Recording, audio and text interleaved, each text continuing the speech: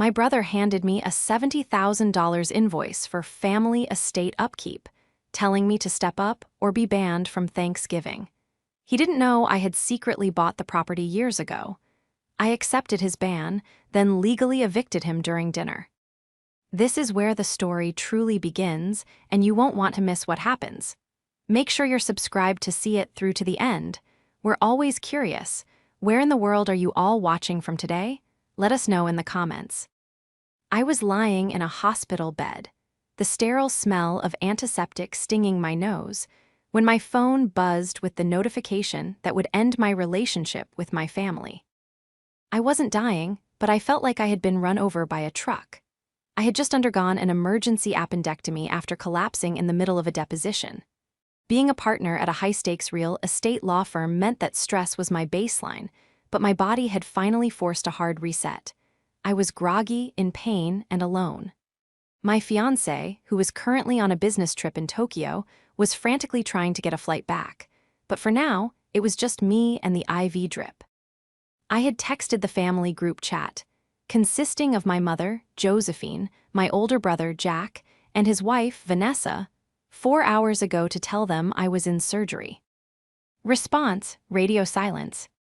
Actually, that's not true. There was a response. It just wasn't the one any decent human being would expect. My phone screen lit up. It wasn't a get well soon text. It wasn't a is everything okay message. It was an email notification from Jack. The subject line read, urgent, estate maintenance and reimbursement. I blinked, trying to clear the anesthesia fog from my vision.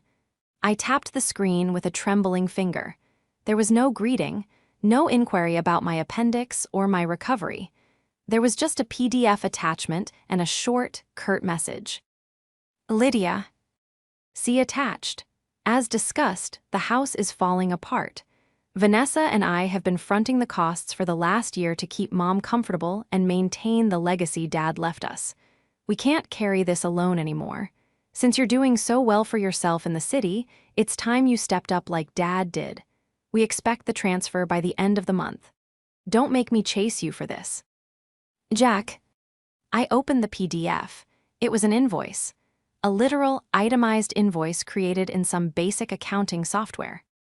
Master bathroom renovation, Italian marble, $22,000. Wraparound deck expansion, composite material, $35,000. Landscaping and curb appeal update, $8,000. General labor and management fees, payable to Jack, $5,000. Total due, $70,000. I stared at the number until the pixels started to blur. $70,000. He was billing me $70,000 for renovations on a house I didn't live in, for upgrades I hadn't approved while I was recovering from surgery. The audacity wasn't just in the money, it was in the phrasing. Like Dad did. Jack knew exactly which buttons to push. He knew that our father was a saint in my eyes, a man who worked himself into an early grave to provide for us. Invoking his name to extort money from me while I lay in a hospital bed was a new low, even for Jack.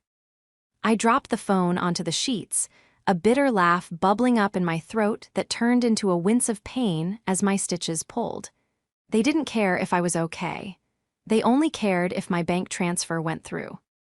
I looked out the window at the gray city skyline, feeling a coldness settle in my chest that had nothing to do with the hospital air conditioning.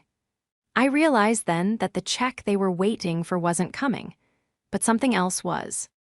The betrayal wasn't the invoice. The betrayal was the realization that to them, I wasn't a sister or a daughter. I was just a line of credit, and they were about to find out what happens when the bank forecloses. The betrayal was worse than the diagnosis itself. The next 3 days were a blur of recovery and simmering rage. I was discharged 48 hours later, still moving slowly, clutching a pillow to my stomach every time I coughed. I took an Uber home to my quiet, empty apartment. My fiancé, bless his heart, had FaceTimed me during his layover, furious that he couldn't be there, but I told him to stay put. I needed the silence. I needed to think. I didn't reply to Jack's email immediately. My silence, apparently, was interpreted as insolence. On the second day of being home, while I was sitting on my couch with a heating pad, my phone rang. It was Josephine, my mother.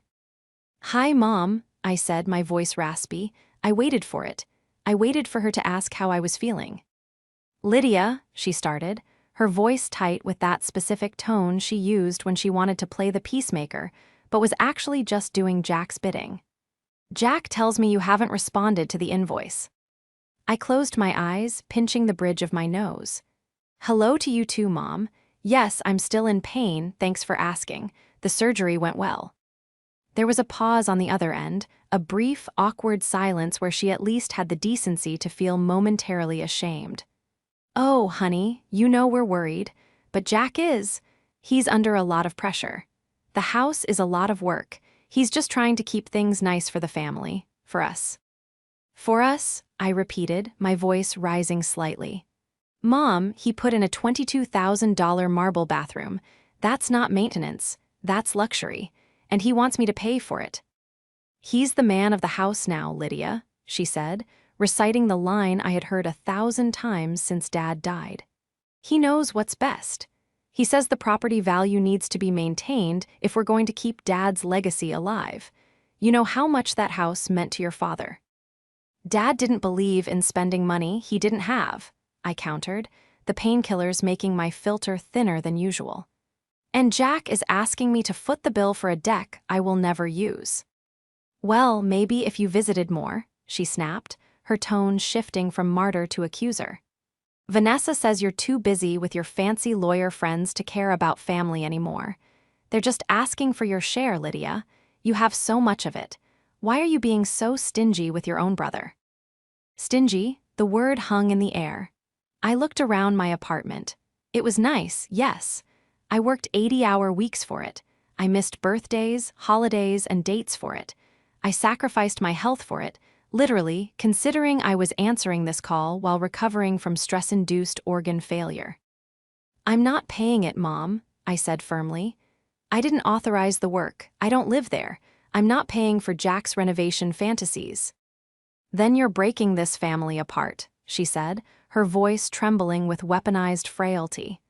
"Jack said if you don't contribute, you clearly don't respect him or this family. He said maybe it's best if you don't come for Thanksgiving this year. If you can't act like family, you shouldn't eat like family." The threat landed with a thud. Thanksgiving was the one time of year I forced myself to go back. It was the anniversary of the last time we were all together before Dad passed. Banning me from that was the ultimate excommunication. "He said that?" I asked, my voice dangerously calm. "He's hurt, Lydia. Just pay the bill, apologize to him, fix this." I didn't say anything for a long moment. I looked across the room at my home office, specifically at the locked filing cabinet in the corner. Inside the bottom drawer, in a fireproof safe, sat a thick manila envelope.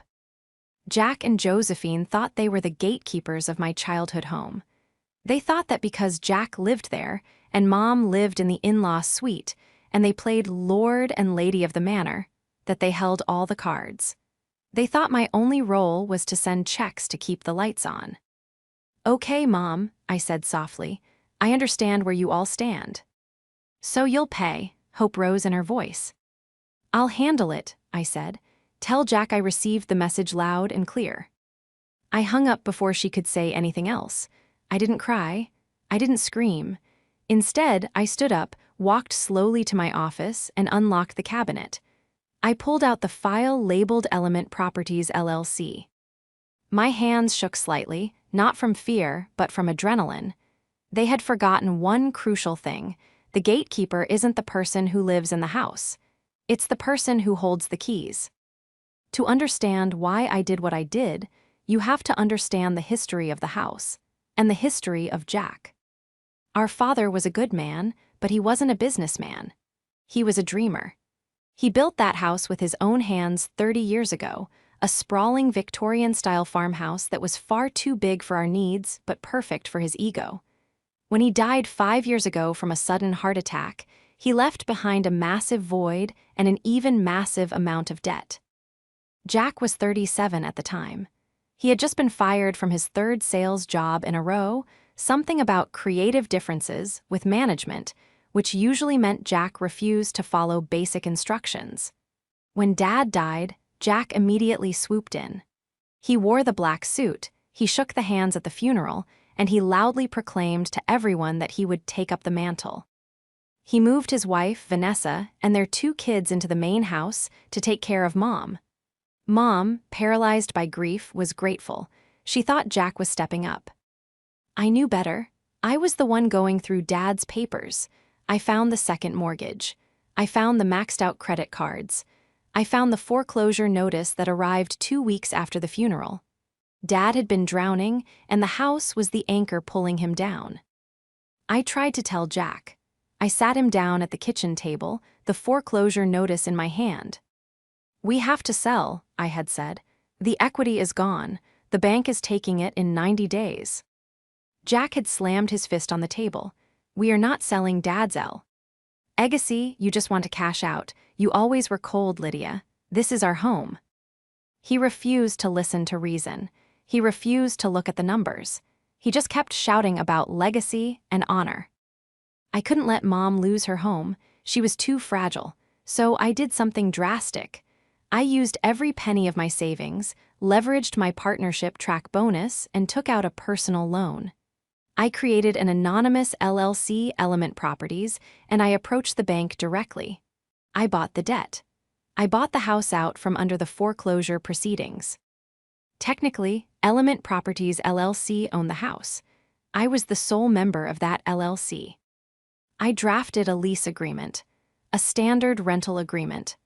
I presented it to Jack and Mom, telling them that an investor had bought the debt, but was willing to let them stay indefinitely as long as they covered utilities and basic upkeep. I told them I had negotiated it for them. I never told them I was the investor. Why? Because Jack would have lost his mind. His ego couldn't handle his little sister saving him, and Mom would have felt guilty. I wanted to preserve their dignity. I wanted them to feel secure.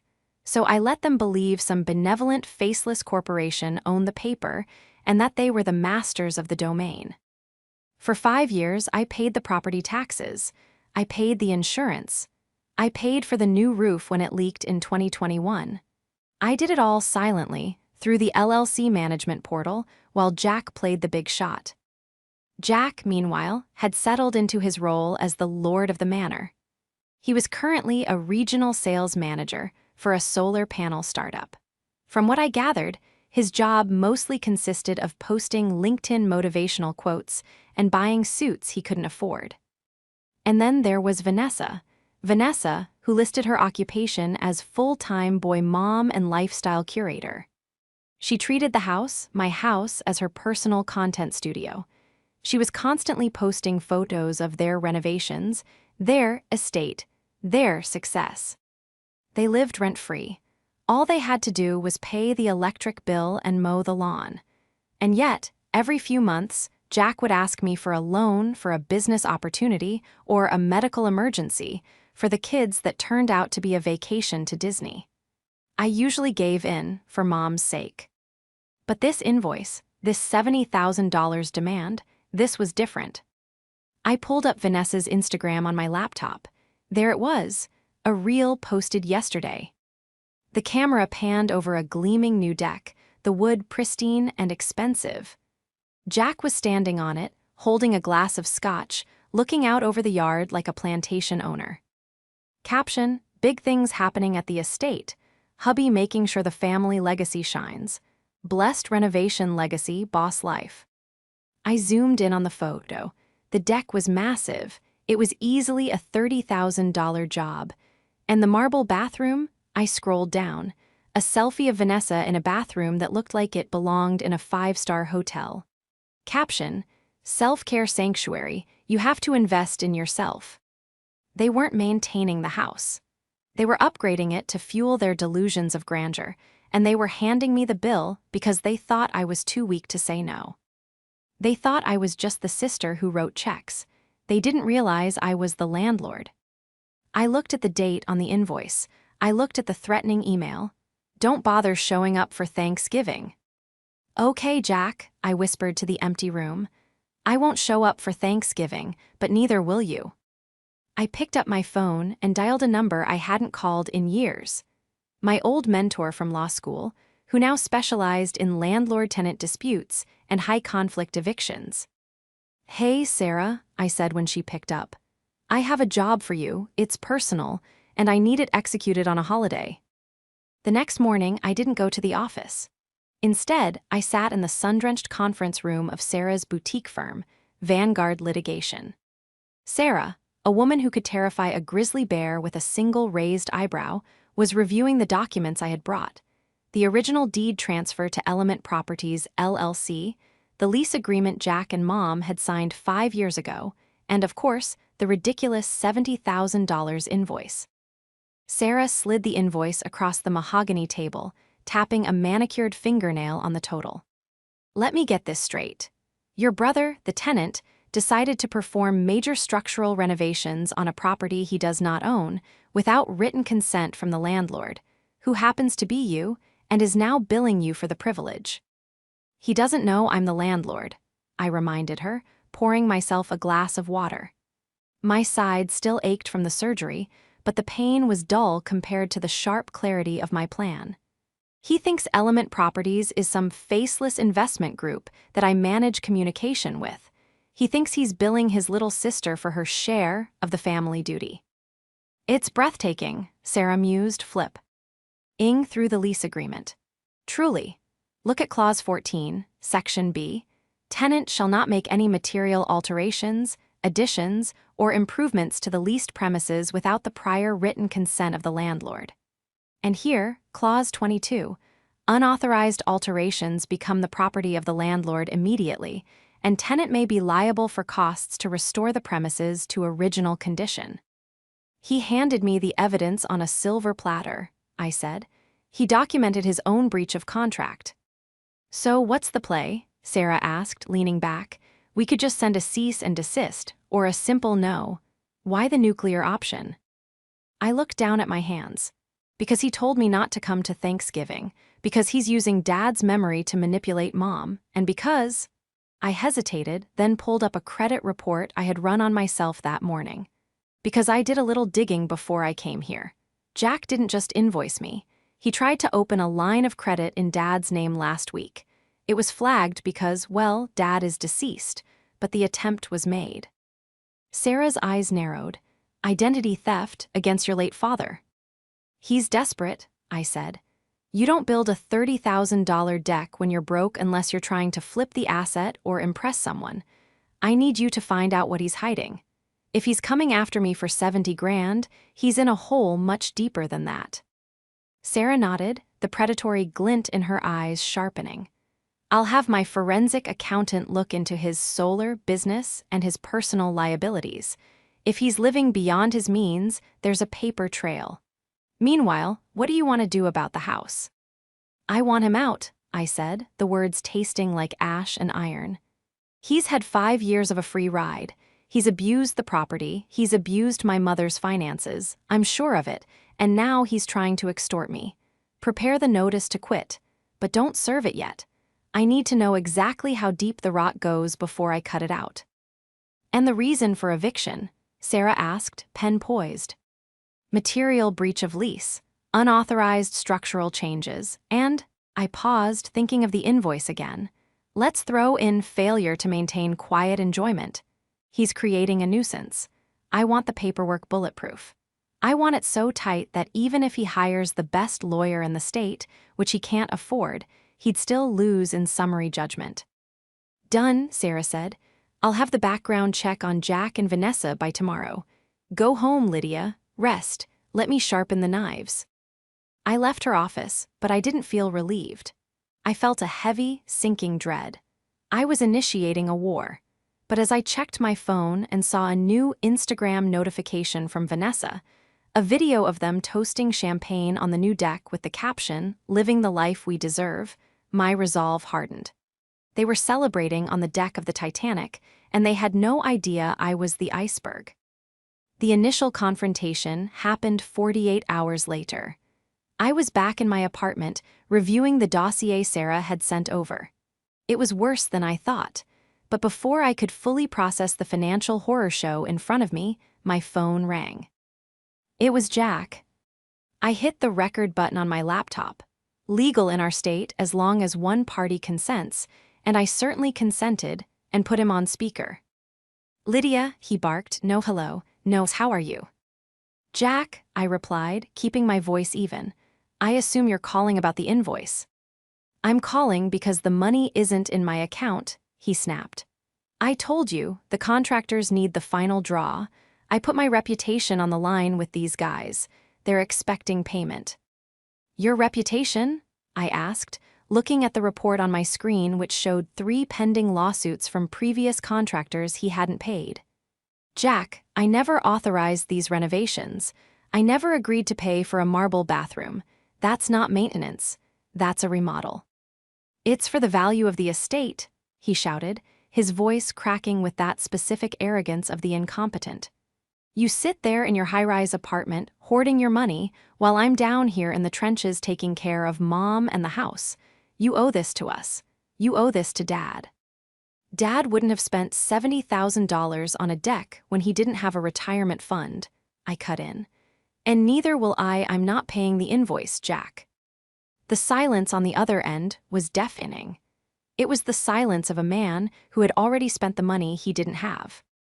"You're not paying?" he asked, his voice dropping to a menacing whisper. "No, I'm not. And frankly, I'm concerned. Did you get permission from the property owner to build that deck?" I threw the bait out, waiting to see if he would bite. "The owner," Jack scoffed. "Please, that LLC? They don't care what we do as long as the check's clear. I handle them. I'm the point man. I told them about the upgrades and they were thrilled. They said it increases the equity. Oh, don't try to hide behind legal technicalities, Lydia." My heart hammered against my ribs. He lied. He blatantly, effortlessly lied. I was the owner. I was the LLC. He had never spoken to anyone. "You spoke to them directly," I pressed. "You have that in writing." "Yes, I have it in writing," he lied again, digging his grave deeper. "I have a direct line to the managing partner. He respects what I'm doing here. Unlike you." "Interesting," I said, making a note on my pad. "Fraudulent misrepresentation." "Well, if the owner is so happy with it, maybe they should pay for it." "You selfish *TCH, he spat. The veneer of the caring brother evaporated instantly. "You know what? Mom was right. You've changed. You think you're better than us because you have a law degree? You're nothing. And guess what? The invite is officially rescinded. Don't show your face at Thanksgiving. I don't want your negative energy around my family. We're going to celebrate our house and our success without you." "Jack," I said, my voice dropping an octave, deadly serious. "Be very careful. You are playing a game you do not understand." "I understand perfectly," he sneered. "I understand that you're out, and don't think you're getting a bedroom when you visit anymore. That's going to be my office now. Goodbye, Lydia." He hung up. I stared at the phone. He had just claimed to have spoken to me as the owner and received approval. He had just evicted me from my own property, verbally at least. I looked back at the dossier Sarah had sent. The financial desperation was clear, but there was something else in the file, something Sarah had flagged in red. Jack hadn't just stiffed contractors. He had taken a personal loan from a hard money lender, a legal loan shark, using the future inheritance of the house as collateral. He had shown them a forged will. A will that stated he was the sole heir and that the deed transfer was pending. He was committing active fraud, and if he defaulted on that loan, those sharks would come for the house. My house, Mom's home. The game had changed. This wasn't just about a deck anymore. He was putting the actual roof over our mother's head at risk of seizure by criminals. The week leading up to Thanksgiving was a masterclass in anxiety. I didn't sleep. I spent my nights coordinating with Sarah and a private investigator she recommended to cement the evidence of the forged will. I needed Mom to be safe. That was my priority. I called her on Tuesday, 2 days before the holiday. Mom, I said gently, I need to talk to you about Jack. Oh, Lydia, she sighed, sounding exhausted. He's so angry. He says you insulted him. He says you refused to help the family. Why can't you just send him something? Even half, just to make peace. Mom, did you give Jack any money recently? I asked, ignoring her plea. There was a hesitation, a long, guilty silence. It wasn't much. He needed a deposit for the lumber. He said the bank transfer from his bonus was delayed. I just gave him access to the rainy day fund Dad left. My stomach dropped. The rainy day fund was her entire savings, about $40,000. How much, Mom? $30,000, she whispered. He promised to pay it back next week when your check cleared. He said you were sending the money for the renovation. I closed my eyes, tears pricking the corners. He had drained her. He had lied to her, telling her I was covering it to get her to front the cash. He had stolen her safety net to build a deck for his Instagram. Mom, I said, my voice trembling, I need you to listen to me. Jack is lying to you. There is no bonus, and I am not sending a check. Don't say that, she snapped, her defense mechanism kicking in. Jack is a good boy. He's trying. You're just jealous because he's managing the estate and you're not. He isn't managing the estate, Mom. He's destroying it, I shouted, losing my cool for the first time. He stole your money. He forged documents. He doesn't own the house. He does, she yelled back. It's his home. He's the man of the family. And if you're going to speak ill of your brother, then maybe he's right. Maybe you shouldn't come on Thursday. She hung up on me. I sat there, the dial tone buzzing in my ear. She was brainwashed. Grief and dependency had made her blind. She would never believe me if I just told her. She had to see it. She had to see him stripped of his lies in front of an audience. I called Sarah. Is the paperwork ready? I asked. Stamped, notarized, and ready for service, Sarah confirmed. Notice of lease termination, notice to quit, and a cease and desist regarding the fraudulent loan application. And the foreclosure rescue documents, the proof that I bought the house 5 years ago. All of it in a nice, heavy binder. Good, I said. I'm going to Thanksgiving. I thought you were uninvited, Sarah said. I am, I replied, staring at the photo of my father on my desk, but the landlord isn't. I'm not going as his sister. I'm going as the owner of the property, and I'm bringing security. Security? I'm hiring a private process server to accompany me. A big one. If Jack wants to play the man of the house, let's see how he handles a man with a badge and a court order. I checked Instagram one last time. Jack had posted again, a picture of the front door with a new, smart lock installed. Caption, keeping the circle tight. No negativity allowed in the sanctuary. Family first gatekeeper. He had changed the locks. He had physically locked me out of the house I owned. I felt a cold, calm rage settle over me. It was the kind of rage that burns clean. There was no hesitation left. No guilt. He had taken Mom's money. He had tried to steal my identity. He had weaponized my father's memory. Enjoy the deck, Jack, I whispered. It's the last time you'll ever stand on it. Thanksgiving Day arrived with a sky the color of a bruised plum. It was cold, the kind of biting November chill that seeps through your coat and settles in your bones. I sat in my car at the end of the long driveway, the engine idling.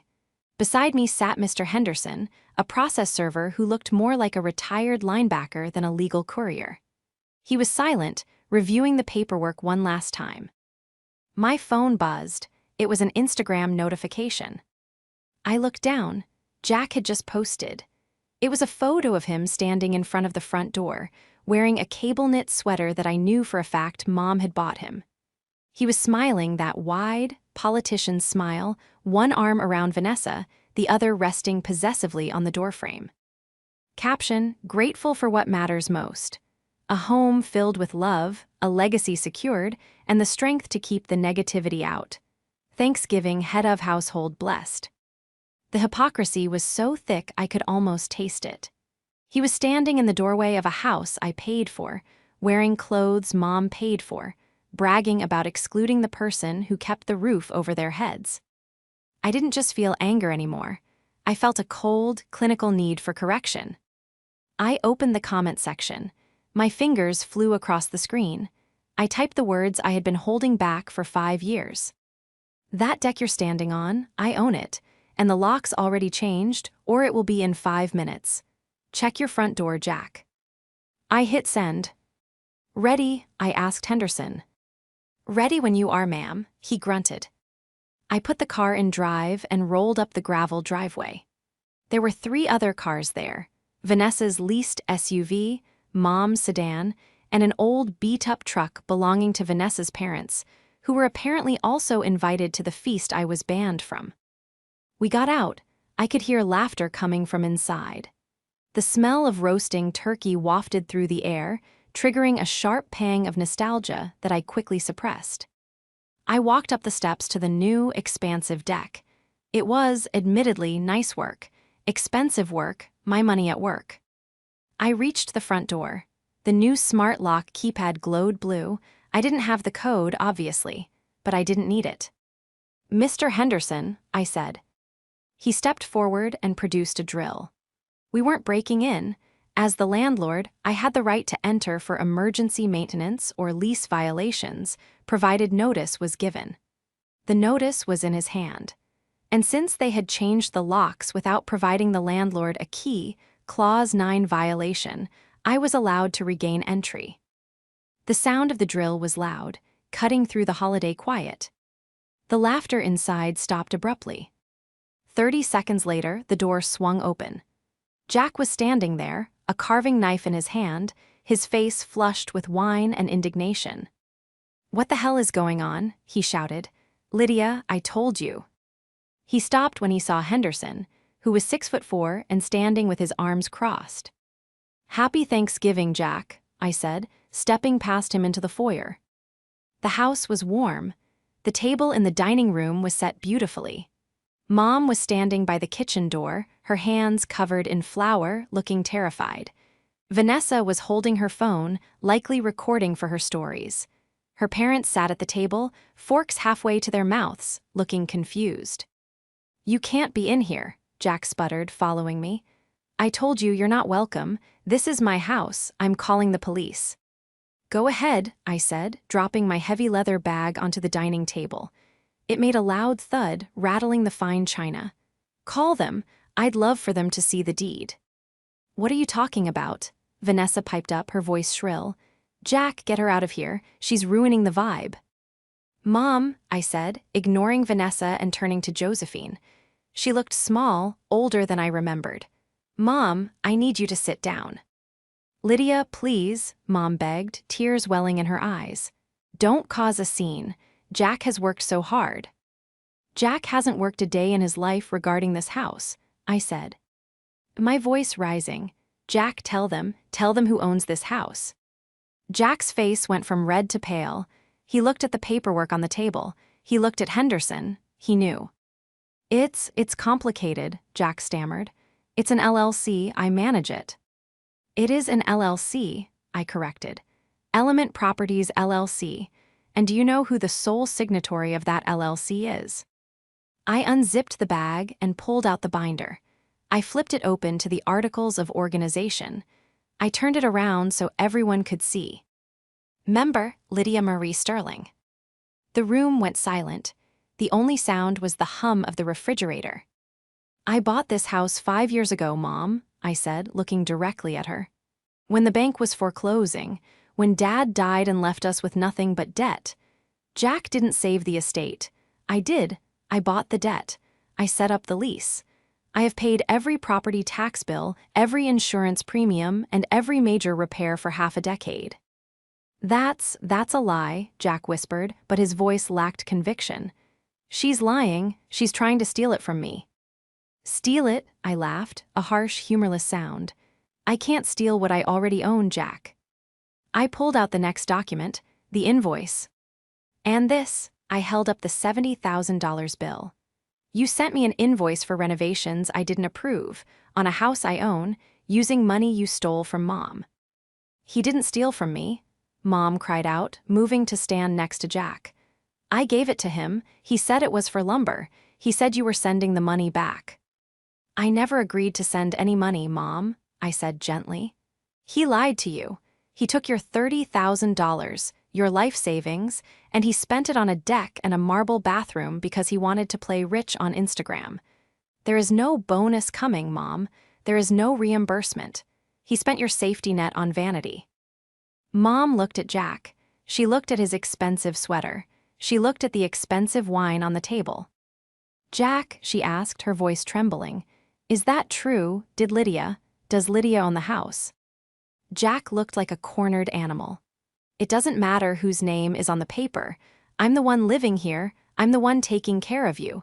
She's just a bank account, Mom. She doesn't care about us. I care enough not to rob you, I shot back. And I care enough to stop you from losing this house to loan sharks. I slapped the credit report and the fraudulent loan application onto the table. He tried to take out a hard money loan against the house, Mom. He forged Dad's signature. He forged a will. He was going to leverage this property for cash. And when he inevitably couldn't pay it back, because he has no job and no income, they would have come and kicked you out on the street. That is what your man of the house was doing. Vanessa gasped. She grabbed the paper. Jack, you said the solar business was booming. You said the loan was for expansion. It was, Jack yelled. I just needed bridge capital. You committed felony fraud, I said coldly, and that is why Mr. Henderson is here. Henderson stepped forward and handed Jack a thick envelope. Jack Sterling, Henderson said, his voice deep and resonant. You are hereby served with a notice to quit for material breach of lease, unauthorized alterations, and failure to pay rent. You have 30 days to vacate the premises. You're evicting me, Jack screamed. On Thanksgiving, I'm your brother. You ceased being my brother when you tried to bill me for your lifestyle while I was in the hospital, I said, my voice shaking with the adrenaline dump. You ceased being my brother when you stole Mom's retirement. You are a tenant, a bad one, and your lease is terminated. Mom, Jack turned to her, grabbing her arm. Tell her she can't do this. This is our home. Mom stood there, trembling. She looked at the papers. She looked at me, standing tall and resolute. And then she looked at Jack, really looked at him, perhaps for the first time in years. She saw the selfishness. She saw the desperation. She pulled her arm away from his grip. You took the money, she whispered. My rainy day money. You promised me Lydia sent it. Mom, Get out, she said. It was soft, but it carried the weight of a breaking heart. What? Jack blinked. Get out, she said louder. Get out of my husband's house. Get out of your sister's house. Jack looked around the room. Vanessa was backing away from him. Her parents were staring at their shoes. He had no allies left. Fine, he spat, throwing the carving knife onto the table. It clattered loudly against the china. Keep your damn house, it's a money pit anyway. Come on, Vanessa, we're leaving. He marched toward the door. Vanessa hesitated. She looked at the luxurious kitchen, then at her husband, who was currently being evicted and exposed as a fraud. Vanessa stammered. I think I'm going to go with my parents, Jack. Jack stopped at the door. He turned back, his face twisted in a rictus. Of hate, you'll regret this, Lydia. You'll die alone with your money. Maybe, I said, but I'll die with a clean conscience and a paid-off mortgage. He slammed the door so hard the walls shook. The silence that followed was heavy, broken only by the sound of Mom sobbing into her hands. I walked over and wrapped my arms around her. She felt frail, like a bird. I'm sorry, Mom, I whispered into her hair. I'm so sorry. I didn't know, she sobbed. I didn't know. I know, I said, but it's over now. The fallout was messy, as these things always are. Jack didn't leave quietly. He trashed the master bathroom, the one with the $22,000 marble, before he finally vacated. He smashed the fixtures and poured cement down the drain. It was a final, petty act of vandalism that only served to confirm I had made the right decision. I pressed charges for the damages. It was the only way to ensure he faced consequences. Between the vandalism and the attempted fraud with the loan company, Jack found himself in a world of legal trouble. He avoided jail time by pleading out and agreeing to restitution, but his reputation was destroyed. He moved 2 towns over into a small apartment and got a job at a car dealership. We don't speak. Vanessa divorced him 6 months later. It turned out her stand by your man philosophy only extended as far as his credit limit. The hardest part was rebuilding with Mom. The betrayal broke something in her. She had idolized Jack for so long, using him as a replacement for Dad, that accepting his true nature was like mourning a second death. For the first few weeks, she stayed with me in the city. We spent long evenings drinking tea and talking, really talking, about things we had avoided for years. I told her about the stress of my job, about my fiancé, about how much I missed Dad too. She told me about her loneliness, about how Jack had made her feel useful by needing her money. We decided that the house was too much. It was a museum of memories that were becoming painful. It was too big for her, and too far away for me to manage properly. So, 6 months after that Thanksgiving, we sold it. The market was hot. The renovations, ironically, did add value, though I had to pay to fix the damage Jack caused. We sold the estate for a significant profit. I took the proceeds and did 2 things. First, I reimbursed Mom every penny Jack had stolen from her, plus interest. I put it into a trust that I managed, transparently, so she would never be vulnerable again. Second, we bought a beautiful 2-bedroom condo for her in a senior community just 20 minutes from my apartment. It had a garden, a community center, and no stairs. Mom thrived there. She made friends. She started painting again. She stopped waiting for a man to tell her what her legacy was and started living her own life. Thanksgiving this year was different. It was at my apartment. My fiancé was there, finally back from Tokyo. Mom brought her famous sweet potato casserole. There was no drama, no invoices, no tension. We sat around my modest dining table, looking out at the city lights. I miss the old house sometimes, Mom admitted, taking a sip of wine, but I don't miss the worry. I know, Mom, I said, reaching across the table to squeeze her hand. You're a good daughter, Lydia, she said, her eyes clear and bright. You stepped up, just like your father would have wanted. I smiled, and for the first time, the comparison didn't sting. I'm not Dad, I said softly. I'm just me. And that, she said, squeezing my hand back, is more than enough. I looked at the reflection in the window. I saw a woman who was tired, yes, but strong. A woman who had drawn a line in the sand and defended it. Jack had tried to use family as a weapon. He didn't realize that family isn't just about blood. It's about who shows up when the roof is leaking. It's about who pays the bills when the lights go out. And sometimes, the most loving thing you can do is change the locks.